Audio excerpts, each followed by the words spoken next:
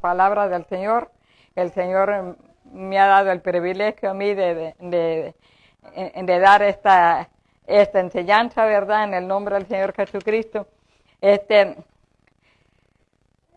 Yo también tengo mucha gratitud para con el Señor, ¿verdad? Porque esta semana nos dieron una noticia no muy agradable, ¿verdad? De que uno de mis nietos había sido contagiado del coronavirus y él ya estaba vacunado, pero de todos modos le alcanzó. Y yo, la verdad que sí me afligí, ¿verdad? Pero sabemos que Dios es todopoderoso.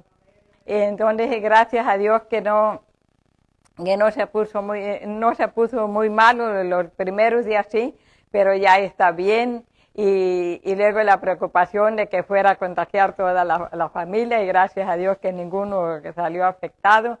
Y nosotros confiamos en el Señor, ¿verdad? Que Él nos guarda y nos protege y nos libra de todo mal. Y tenemos muchas cosas que agradecerle. Y en esta hora vamos a leer, a dar esta enseñanza. Es el centro de la idolatría. Es un punto muy controversial, porque a veces estamos nosotros creyendo y creyendo lo que nos enseñaron al principio nuestros padres, ¿verdad?, de la idolatría, y la hemos hecho muy personal, la hemos tomado nos hemos aferrado a las enseñanzas que ellos nos dieron, y al correr del tiempo nos hemos dado cuenta, ¿verdad?, de que en esos lugares, yo he meditado mucho en eso porque yo fui enseñada creyendo en los santos, en los ídolos y todo eso. A mí de los 7 años me enseñaron a rezarles a los muertos, a las ánimas del basudero, y estuve involucrada en todas esas cosas. Cuando yo vine a los caminos del Señor, fue un pastor a la casa, porque yo le dije, tenía yo hambre del Señor, y le dije le hablé por teléfono, le dije que si podía ir a compartir la palabra ahí a la casa. El deseo mío era juntar a todos los vecinos que fueran a escuchar, y fue 2 veces. A la tercera vez me dijo, porque yo tenía un San Martín Caballero en la puerta de la casa para entrar, y tenía rodeada la casa de ídolos, y el cuarto también, y me dijo, hermana, si para la vez que venga no me quita esos monos de allí, yo no vuelvo a venir. Le dije, no se moleste, no se moleste, pastor, si ese es el punto suyo de que si los quito, no venga, desde ahora no venga, porque no los voy a quitar. Si quiere irse, váyase. Y yo me enojé mucho porque era parte de mi vida que tocaran a uno de mis santitos, decía yo, y me tocaban a mí misma. Y no, porque se fuera él. Y yo había pasado por una situación muy difícil, y el Señor, después yo daré ese testimonio completo, pero yo le entregué mi vida al Señor. Yo sabía que había sido Dios, yo no le recé a ningún santo, sino que directamente fui con el Señor. Y le dije, Señor, si tú me das la vida, yo te la voy a dedicar a ti, a ningún santo. Pero con todo eso yo no podía soltar los santos. Eran parte de mi vida. Cuando fue el pastor a decirme que los quitara, yo le dije, vaya, si usted no vuelva más. Pero con todo eso yo empecé a leer la Biblia. A mí me ha gustado mucho leer, y leí la Biblia, empecé a leerla, y cuando empezaba la Biblia a decirme que los ídolos, no me gustaba lo que decía que los ídolos eran demonios. Entonces eso iba en contra mía, no podía creer eso, pero leyendo, que un día, pasaron más de 2 años, esto fue tan rápido, empecé a retirar todos los ídolos, pero leyendo fue como yo me liberé de la idolatría. Y yo sé que tocar ese punto es muy ofensivo, es muy delicado, porque el diablo vino a robar, matar y destruir, y el diablo vino a enseñorearse de cada persona. Y eso empezó desde el principio, cuando Adán y Eva ellos se paseaban, vivían ellos en el huerto, no habían pecado, tenían todo, pero vino el diablo a querer quitar, a destronar a Dios, porque en ese entonces Dios era el centro del corazón de Adán y Eva. Y cuando se aparece el diablo, le dice, mira, Dios no es lo que tú dices, Él ha reservado lo mejor para Él. Mira, come de ese árbol y vas a ser más entendida, vas a abrirte tus ojos, y le mostró algo mejor que supuestamente, según él, le mostró algo mejor que Dios, que pusiera. Entonces de allí empezó a dudar de Dios, a quitar la mirada de Dios. Y vamos dice aquí el principio de la idolatría nació en el corazón de Luzbel, y sabemos nosotros quién es Luzbel. De allí todo el tiempo Luzbel es el diablo, Satanás. Entonces él quiso de todo el tiempo hacer un lado a Dios, que toda la humanidad se centrara en el enemigo. Y entonces vamos a leer Génesis 10:9, dice, Nimrod fue vigoroso cazador delante de Jehová. Nimrod era un hombre muy fuerte, vigoroso, era cazador. Él se encargaba de destruir a todos los animales, a las fieras, y él defendía al pueblo que estaba allí. Entonces cuando Nimrod dice, fue el comienzo de su reino Babel. ¿Se acuerda de cuando estaban haciendo formando a Babel, la torre de Babel? Quería hacerse grande, ya era poderoso, pero quería hacer el centro de la atención, de hacer esa torre de Babel hasta que llegara al cielo. Él quería llegar al cielo, él quería que se hiciera grande su nombre. Dice, ese fue pues no fue el comienzo, pero él les habló a todos los habitantes que se unieran con él para hacer eso, porque él quería nombre. Nimrod es el dios Sol.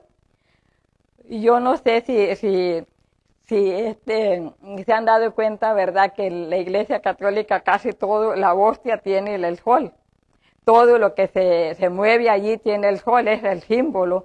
El báculo es que tienen así, tiene el sol. En todo lo que se mueve tienen el sol, porque disfrazan mucho. Entonces Nimrod es el dios del sol y fue el principio de la idolatría.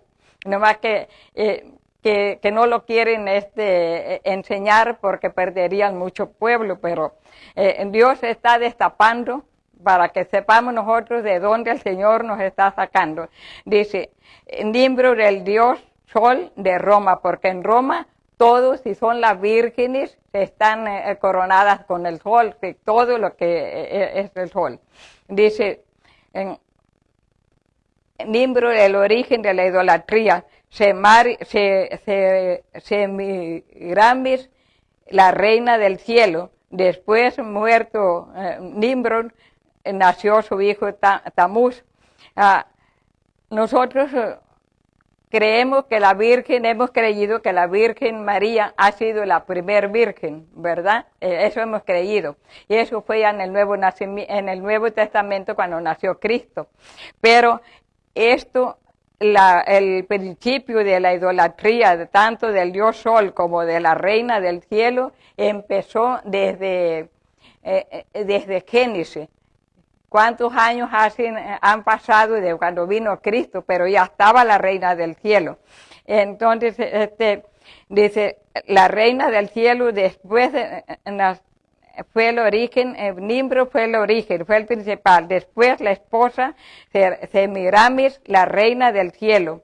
Después, muerto Nimrod, nació su hijo Tamuz, que allí empezaron a decir que era José, María,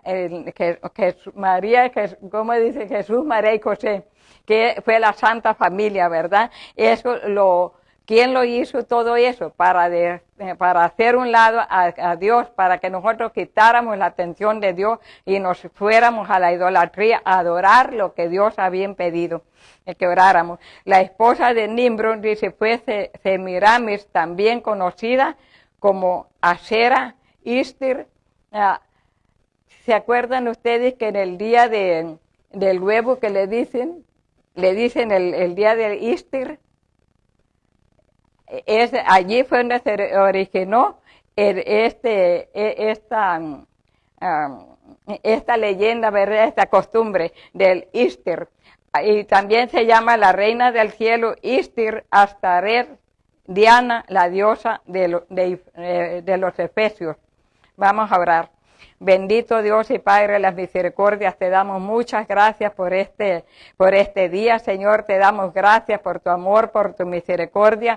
Te damos gracias, Padre amado, por esta enseñanza. Señor, te pedimos, Señor amado, que tú arranques, Señor, de nuestro corazón la ignorancia, que nos dé sabiduría, Padre bendito, para explicar bien esta enseñanza, que tú me des las palabras, Padre bendito, para que nadie quede confundido, sino que lleguemos, Señor, a conocer los propósitos que el diablo ha tenido desde un principio de hacer un lado a Dios para entronarse Él, y nosotros por mucho tiempo hemos creído todas las mentiras del diablo, pero se está llegando el tiempo en que todo eso va a quedar deshecho, que todo eso va a deshacerse, a desaparecer, porque el Señor Jesús vino a abrir los ojos de los ciegos, y hasta hoy, Señor amado, estamos creyendo, Señor, en este tiempo, en las mentiras del diablo que nos ha tenido engañados por tanto tiempo, pero Cristo vino a arrancar las vendas de nuestros ojos.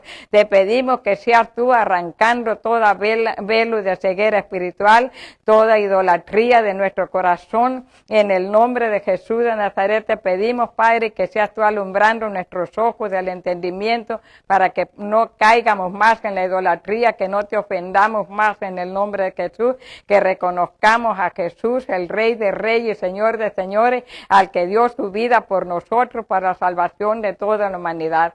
En el nombre de Jesús te damos gracias, Señor, porque tú eres bueno. Vamos a leer Primera de Reyes 17:1. Dice,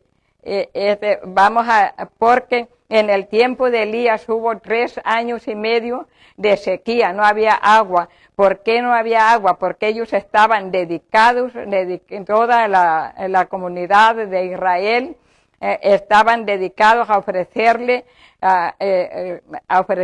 culto a una estatua que se llama Baal.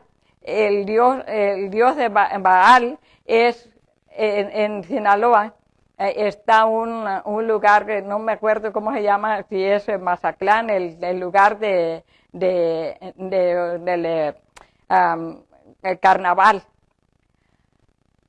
Y yo leyendo carnaval es que aquí en este tiempo en Israel mataban muchos bueyes, a muchas reses, y le dedicaban toda la carne que sacaban de las reses, y también le mataban humanos, niños y jóvenes, señoritas, se las dedicaban a Baal. Entonces por eso empezaron a decir carne a Baal, el carnaval, carne a Baal.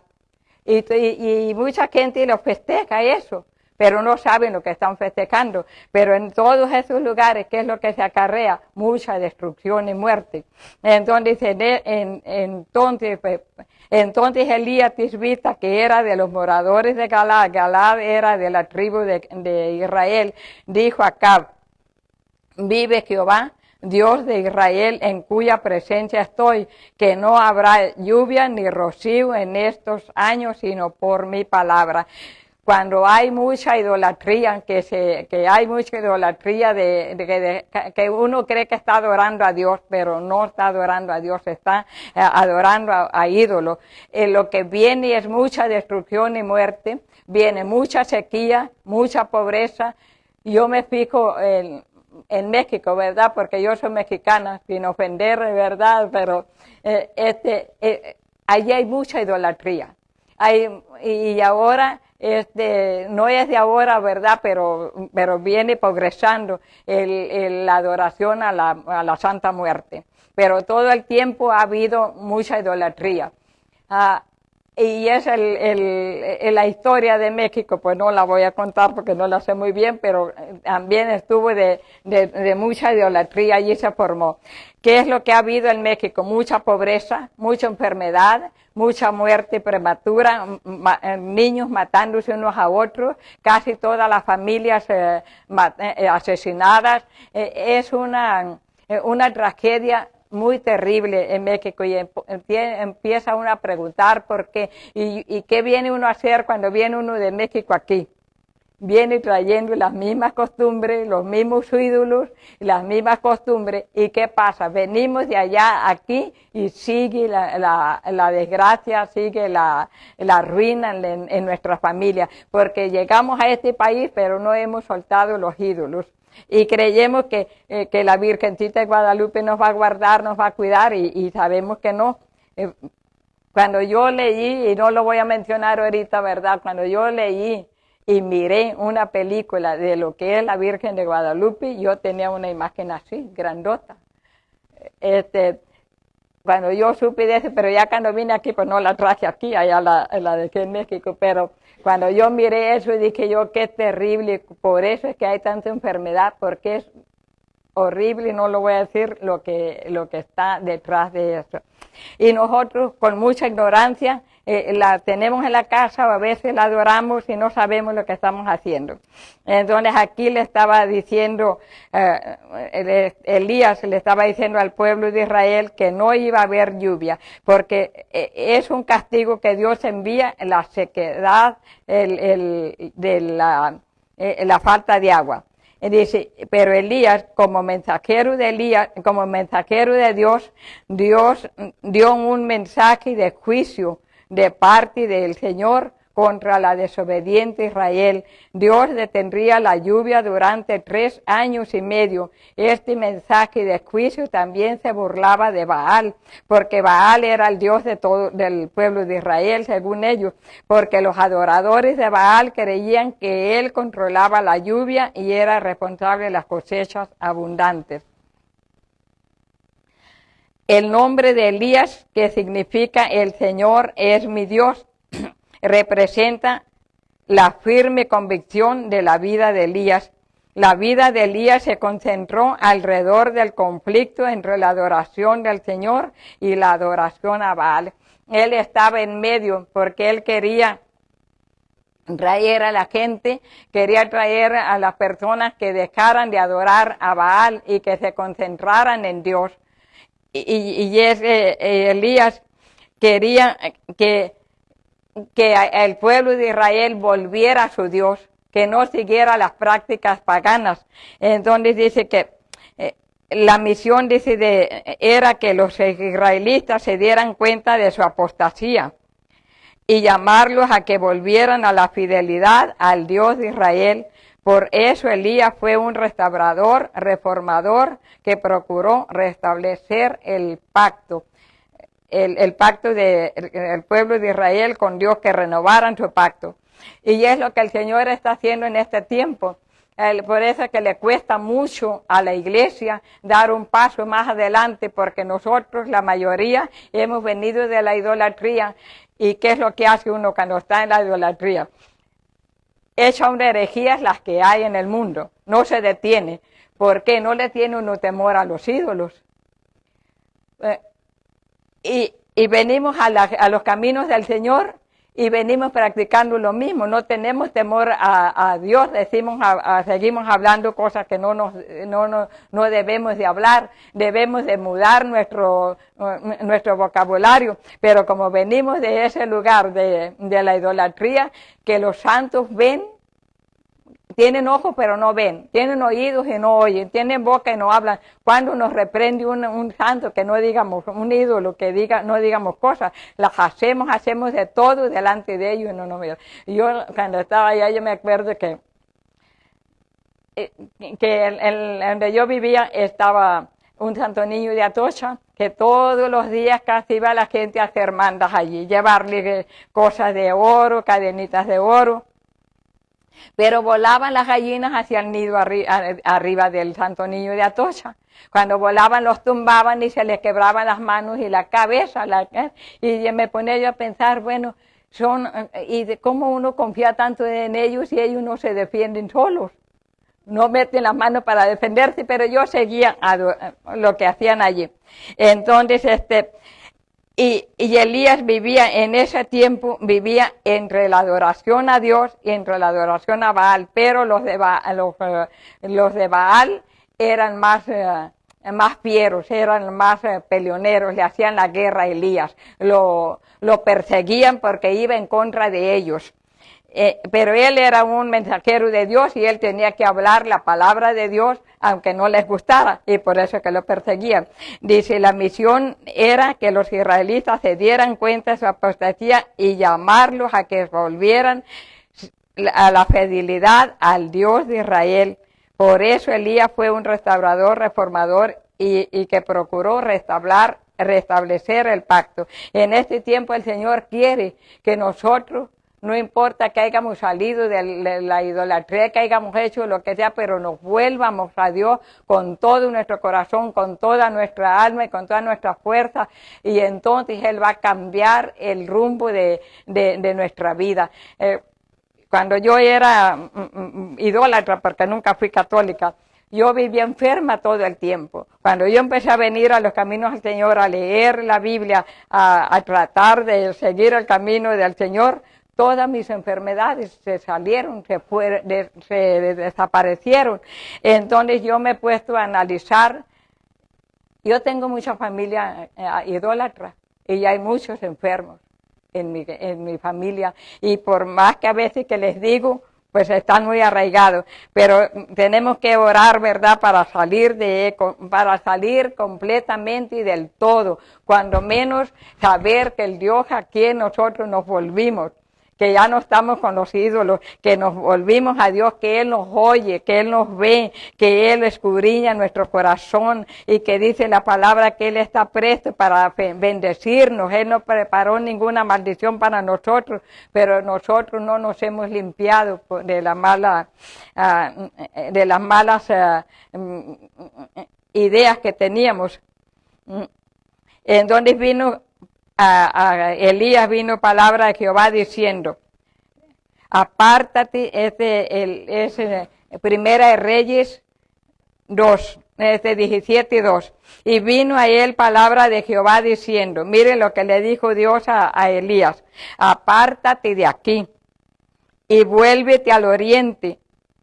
Mire lo que le dijo, escóndete en el arroyo. ¿Por qué le mandó que se escondiera en el arroyo? Porque quería separarlo completamente de las personas para que no le estuvieran insinuando o que no lo fueran a hacer que cayera en la adoración de Baal, sino que le dijo, vuélvete al oriente y escóndete en el arroyo de Quirit, que está frente al Jordán.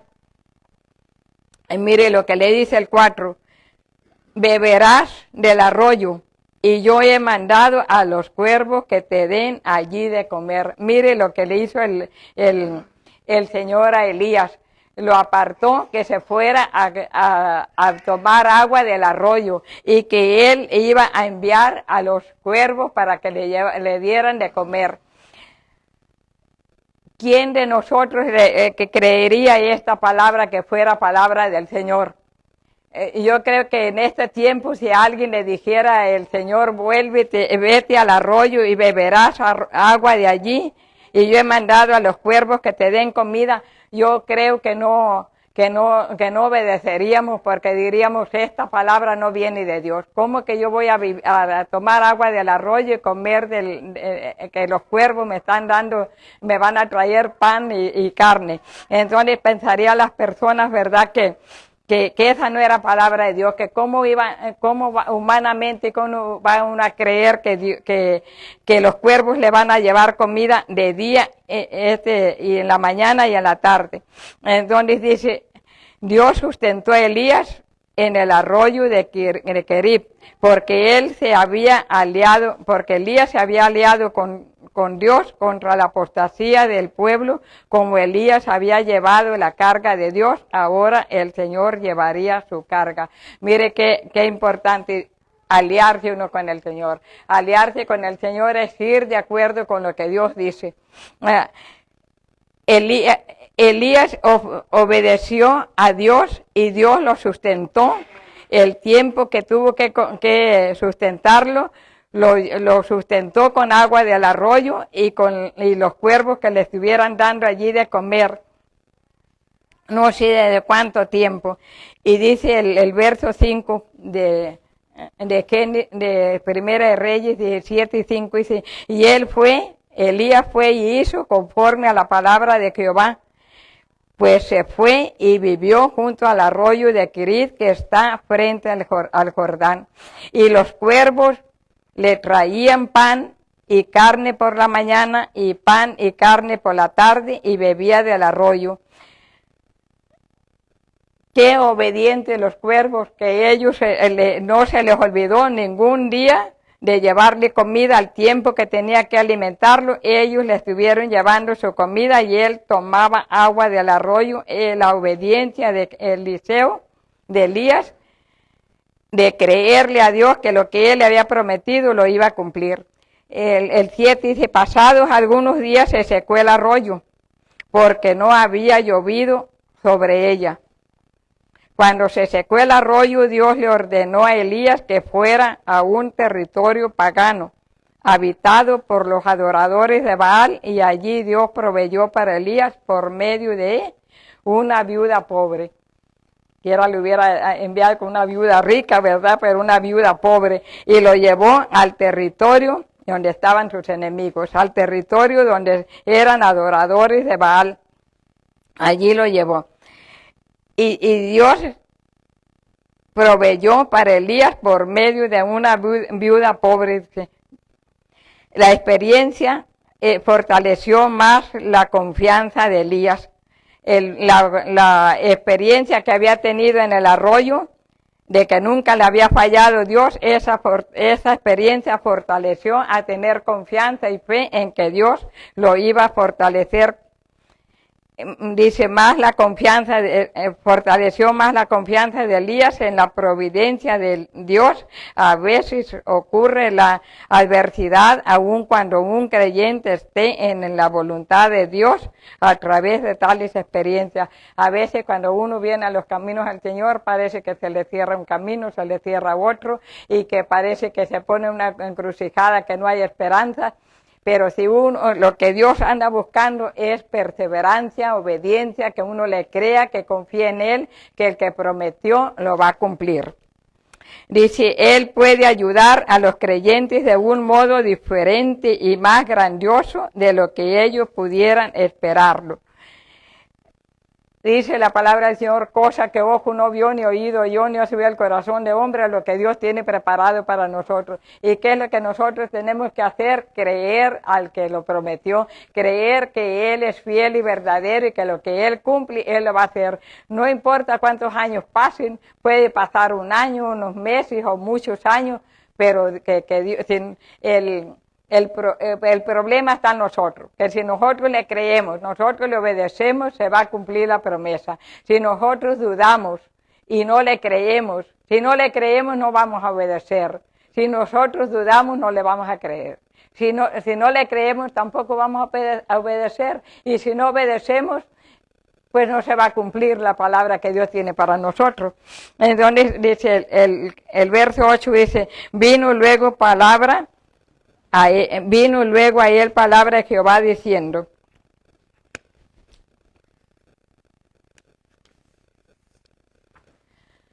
levántate,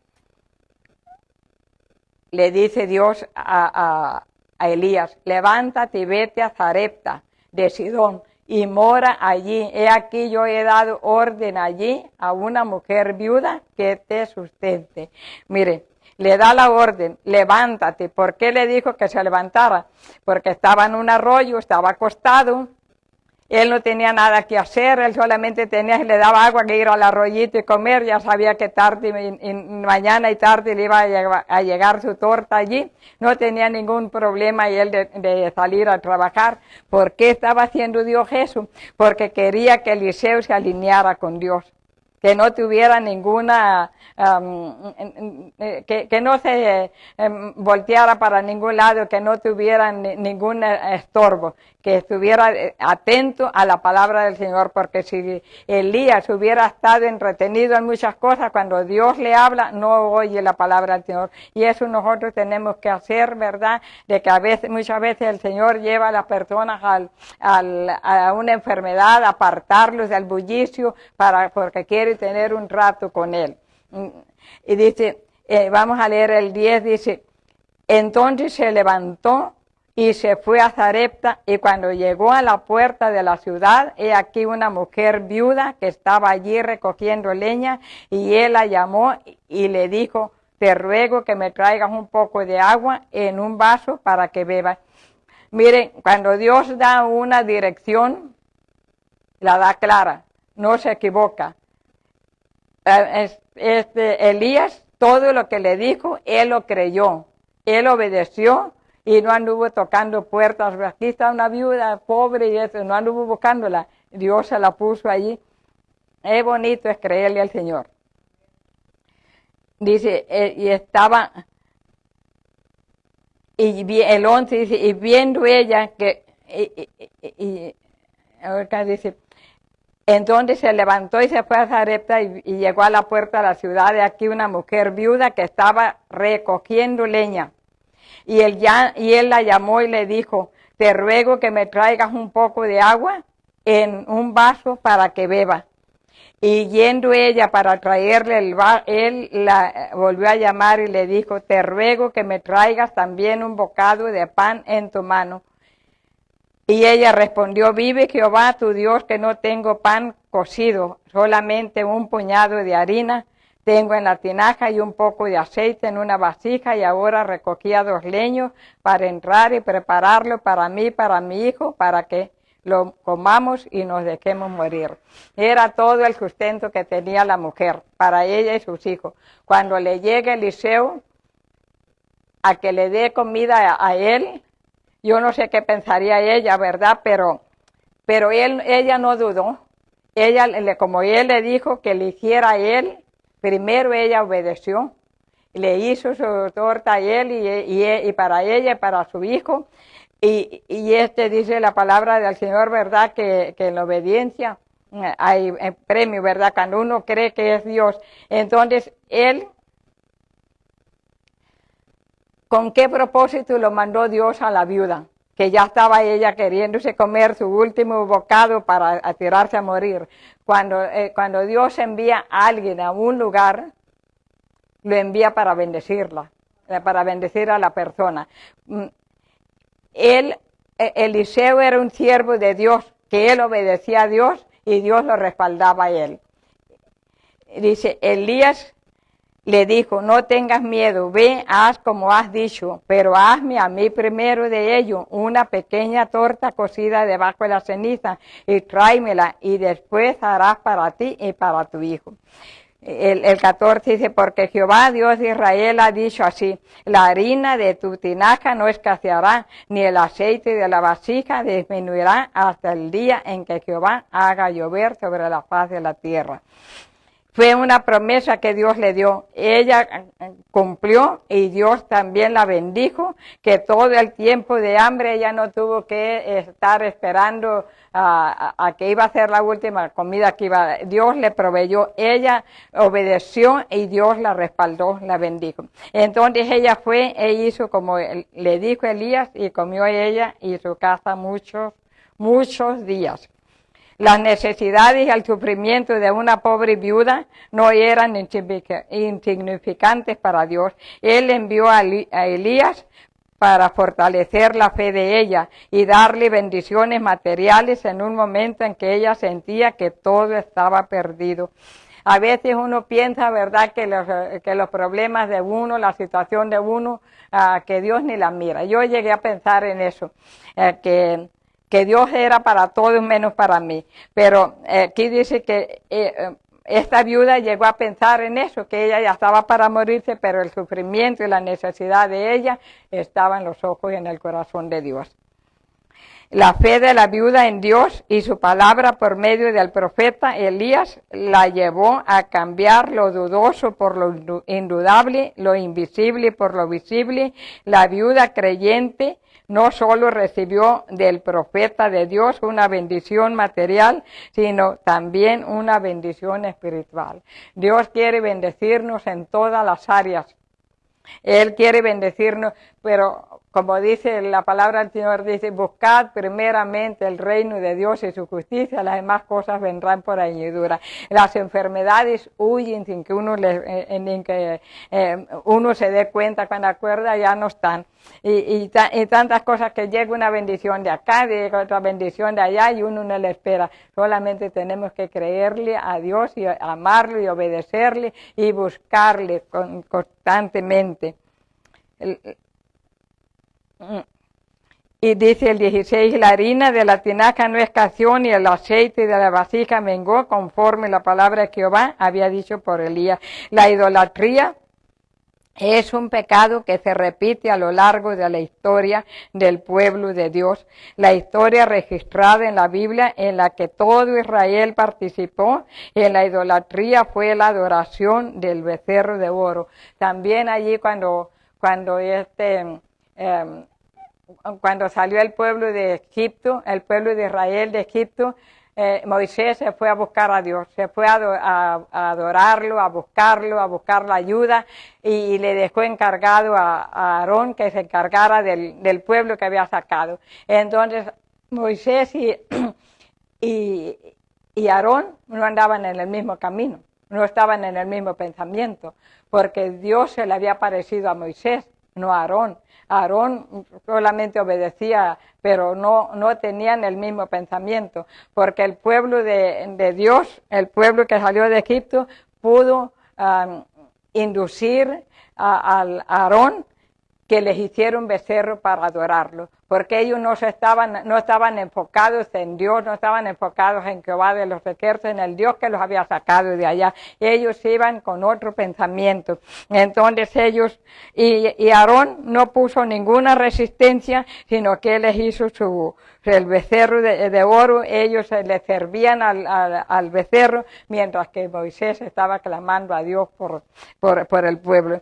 Dice, la historia registrada en la Biblia en la que todo Israel participó en la idolatría fue en la adoración del becerro de oro, mientras Moisés estaba en el monte de Sinaí buscando a Dios. ¿Y qué fue lo que pasó después de la adoración del becerro de oro? Vino mucha desgracia, mucho fracaso al pueblo de Israel. Ese pueblo que salió de Egipto no pudo entrar a la tierra prometida. ¿Por qué? Porque se desvió su corazón. Dice en Génesis 35:2, dice, entonces Jacob dijo a su familia y a todos los que con él estaban, quitad los dioses ajenos que hay entre vosotros y limpiaos y mudad vuestros vestidos.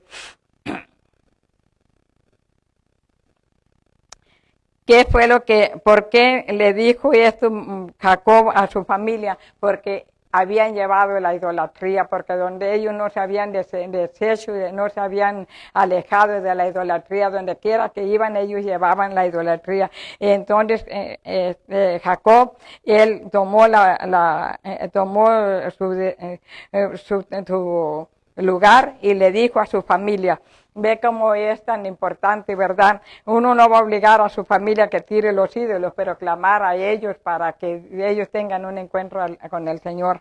Porque a veces es muy fácil, ¿verdad? Un crucifijo colgado aquí, luciéndolo. Me voy a meter más allá, pero la palabra dice que Él es un Dios vivo. Él no quedó en la cruz, Él fue crucificado, pero al tercer día Él resucitó. Él no quedó en la cruz. Y no es una honra no es una honra para Dios que carguemos como cristianos, que carguemos el crucifijo, porque cómo representa la Iglesia Universal, cómo presentan a Cristo. Le dan honra a Cristo, cómo lo presentan, no lo presentan. Le gustaría a uno como madre, ¿verdad?, que le pongan a su hijo allí escribiéndolo desnudo, ¿verdad que no? ¿Cómo se sentirá el Padre cuando ponen allí a Cristo crucificado desnudo? Él no pasó tanto tiempo allá. Él es Rey de Reyes y Señor de Señores, vestido con toda majestad en el cielo. Y eso es lo que nosotros tenemos que despegarnos nosotros de manera de que se nos hace fácil, como fue la vida de nosotros. Miramos a alguien con un crucifijo así y orar por ellos, ¿verdad? Porque no saben lo que están haciendo, como dijo el Señor, pero nosotros tenemos que salir de Babilonia, nosotros tenemos que hacer la diferencia, por pequeña que sea aquella estampa, ay, mira, está Diosito ahí en esta cruz crucificado, Diosito. Él ya no está allí, para Él no es honra, para Él la honra es que nosotros le demos gloria a Él como lo es, el Rey de Reyes, Señor de Señores, vestido en majestad.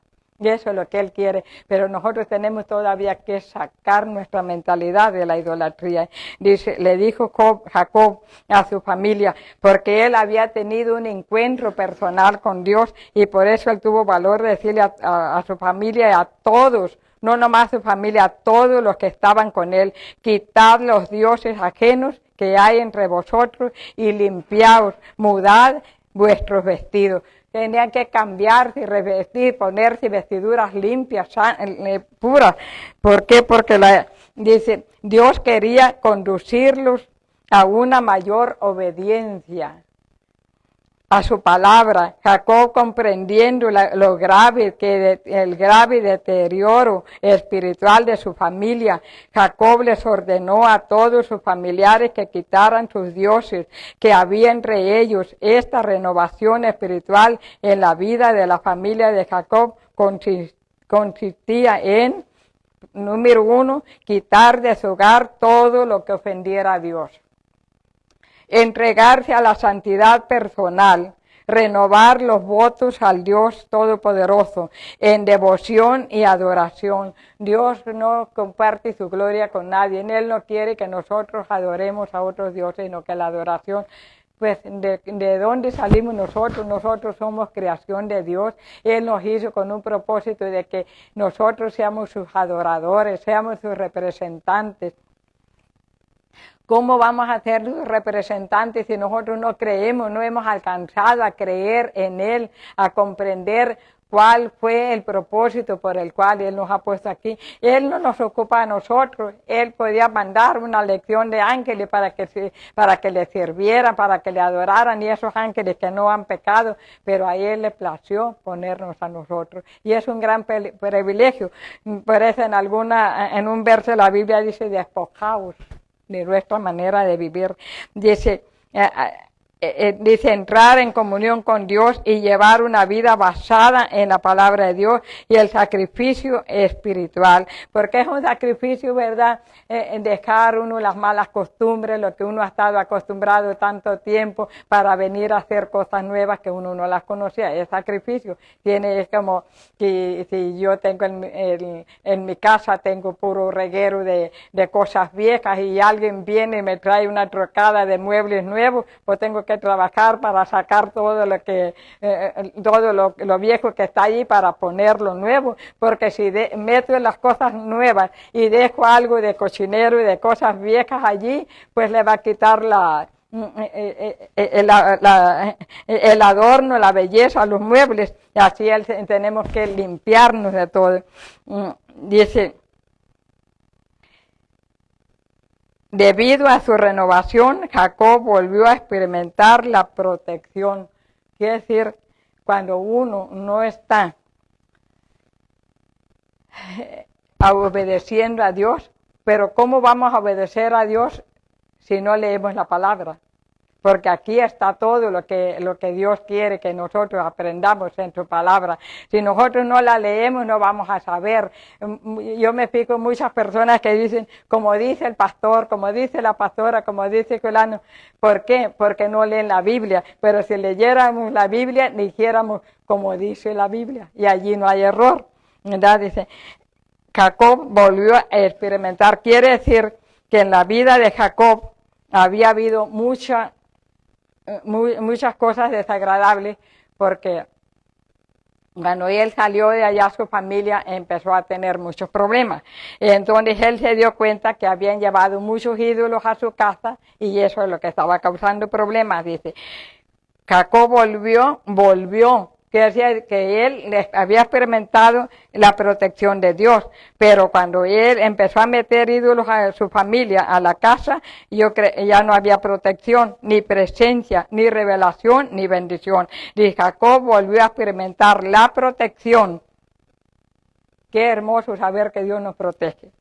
Su presencia, revelación y la bendición de Dios. La bendición de Dios no tiene barreras, no tiene límites. Si nosotros, la limitación la ponemos nosotros.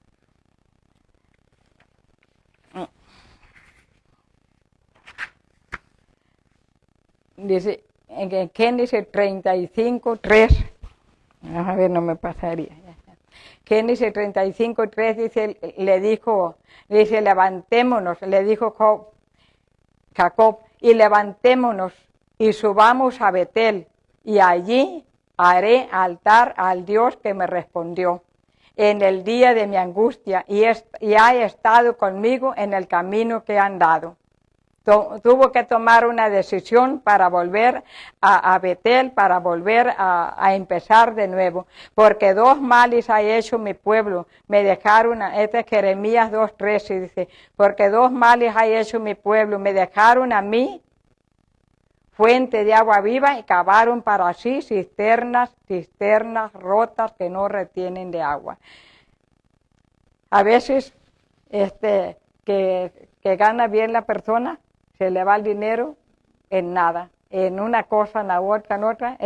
Dejaron, porque dos males ha hecho mi pueblo, me dejaron a mí fuente de agua viva para sí, y cavaron para sí cisternas rotas que no retienen el agua. ¿Qué quiere decir? El agua es una bendición, que no retienen la bendición de Dios. El pueblo de Dios bajo el antiguo pacto cometió dos pecados fundamentales. Uno, abandonaron al Dios, el único que podía darles una vida de verdad, una vida de veras, abundante. Y segunda, buscaron la vida y el placer en las cosas idolátricas del mundo, cosas que no tenían valor real ni duradero. Al hacerlo perdieron su propósito y destino como pueblo redimido. El propósito que Dios tiene para nosotros.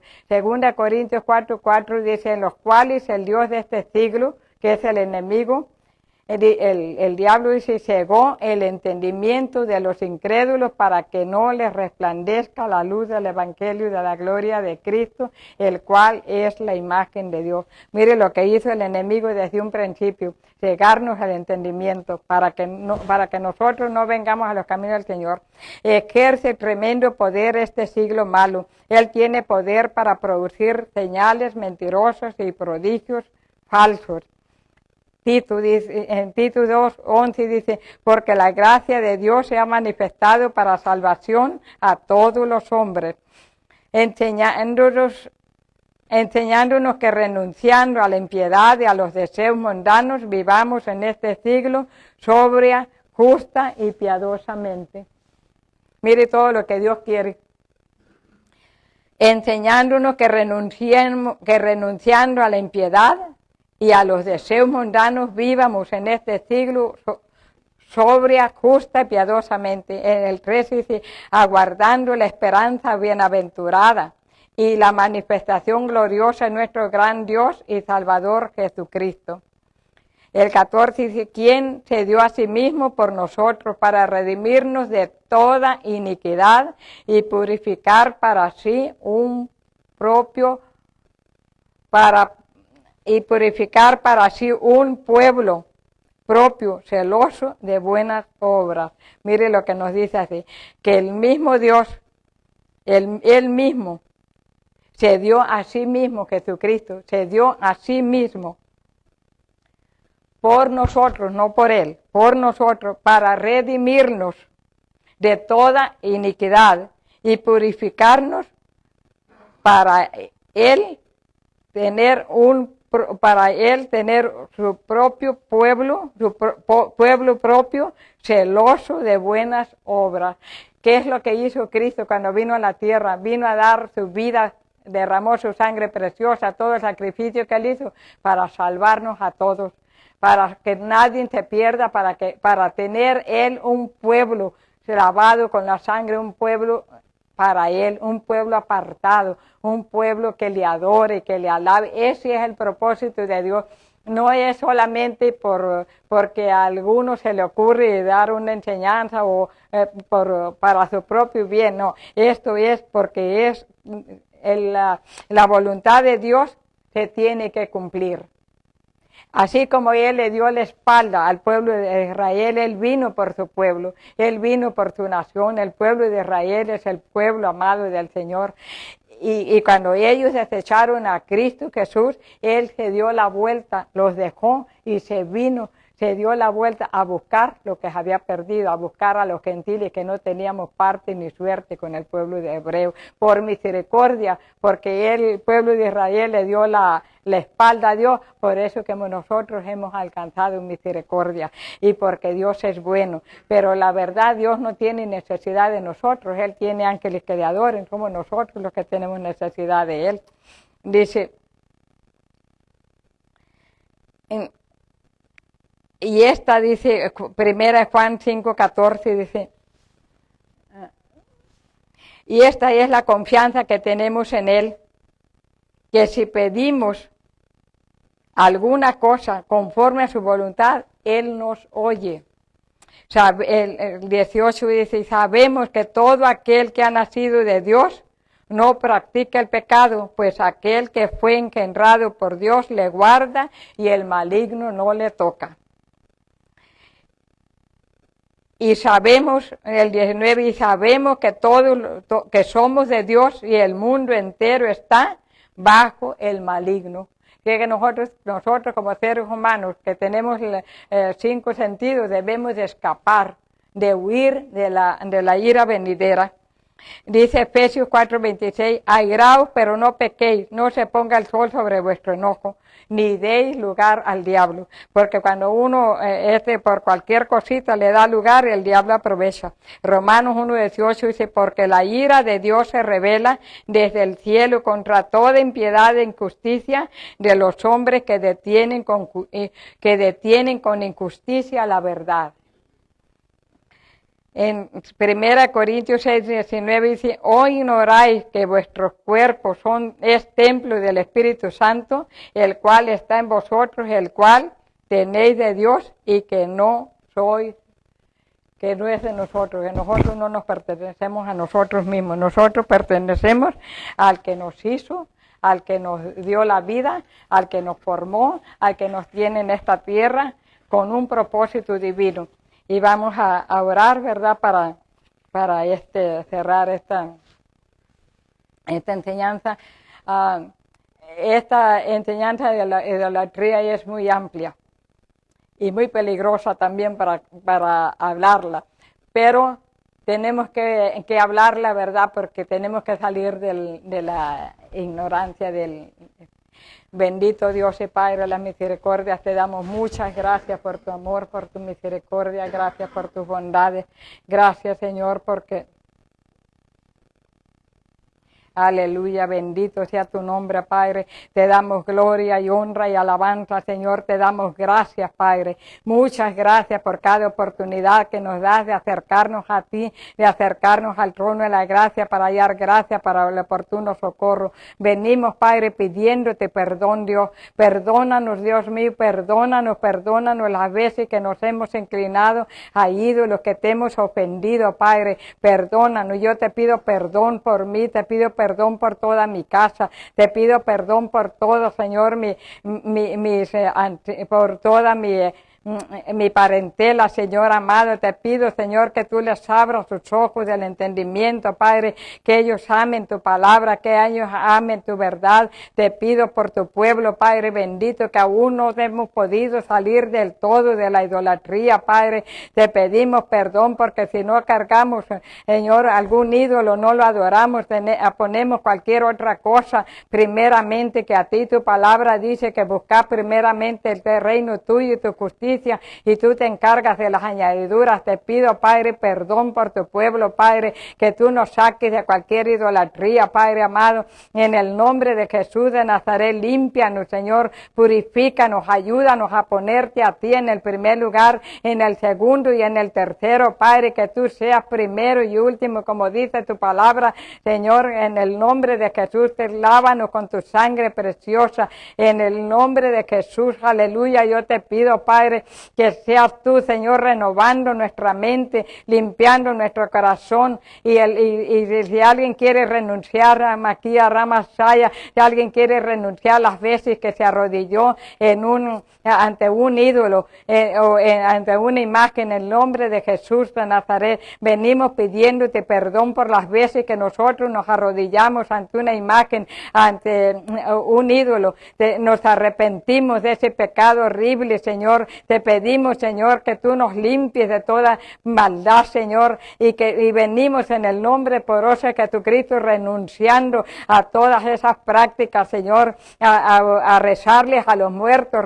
Eso también es pecado, porque tu palabra nos dice que ya que el que se murió, y ya no hay rezo que lo salva. Oh Señor, ten misericordia de nosotros que no hemos salido de esa ignorancia, Padre bendito, en el nombre de Jesús. Ayúdanos, perdónanos, Señor, perdona, Señor, a tu pueblo que todavía se arrodilla en una tumba para rezarle a los muertos, Padre. Y él ya el que se fue con Dios, y el que no, pues, que Señor, por eso el Señor nos manda, Señor, que nos arrepientamos en vida, porque ya de muerto no podemos hacer nada. Padre, yo te pido que perdones, Señor, que perdones la ignorancia. Abre nuestros ojos, Señor. Renunciamos a todo rezo, Señor, a toda invocación, a cualquier ídolo. Renunciamos. Limpia nuestros labios. Pasa, Señor, pasa el carbón encendido por nuestros labios para que ya no sigamos mencionando esas imágenes, porque dice tu palabra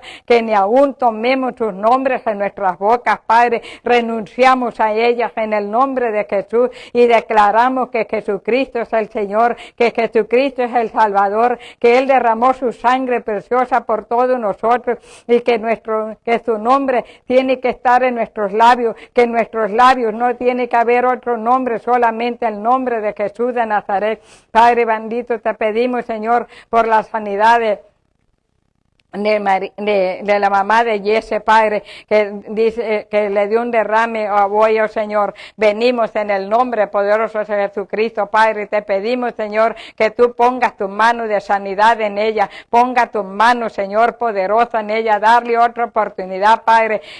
Te pido, Señor, en el nombre de Jesús de Nazaret, la cubrimos con la sangre de Cristo, desde la coronilla de su cabeza hasta la planta de sus pies. Reprendemos todo derrame, Señor, lo reprendemos en el nombre de Jesús. Reprendemos el espíritu de destrucción y muerte que ha querido venir sobre su vida. En el nombre de Jesús de Nazaret, sabemos que Cristo llevó todas nuestras enfermedades a la cruz de Calvario, y por tus llagas hemos sido curados. En el nombre de Jesús de Nazaret, creemos que tú la levantas y que tú la sanas por completo, Padre, que tú enderezas todo lo que está dañado, todo, que tú haces la obra, Señor. Tú conoces cuál sea la situación de ella, Señor. Sánala por completo, y que ella pueda darte la gloria a ti, Señor, que ella pueda dar la gloria a ti, que no le dé la gloria a nadie más, Señor, que te la dé a ti, que reconozca que tú eres el Salvador, que tú eres el sanador. Y te pido, Padre, un corazón agradecido por cada uno de sus hijos. En el nombre de Jesús te pedimos, Señor, que nos lleves con bien, Señor. Lleva con bien, Señor, a cada uno de nosotros, llévalos en victoria, Padre. Y si hay alguna petición en su corazón, Señor, tú la conoces. Endereza, Señor, endereza su camino, Señor. Endereza todo lo que está torcido. Suple toda necesidad, Padre. Tú conoces la condición, Señor. Reprendemos y echamos fuera de su vida toda obra del diablo, toda obra de las tinieblas sea reprendida, echada afuera. Y donde haya tinieblas, Señor, haz resplandecer tu luz. Que las tinieblas huyan de sus vidas, de sus casas, de su entorno, de donde quiera que se encuentren. En el nombre de Jesús de Nazaret, haga la diferencia, Padre. Haz la diferencia, Padre. Produce cambios de gloria, cambios de victoria. Produce cambios gloriosos en tus vidas, Señor. En el nombre de Jesús, amén y amén. Aleluya. Gracias, Señor. Bendito sea tu nombre para siempre. Aleluya. Te adoramos y te bendecimos, Señor. Aleluya.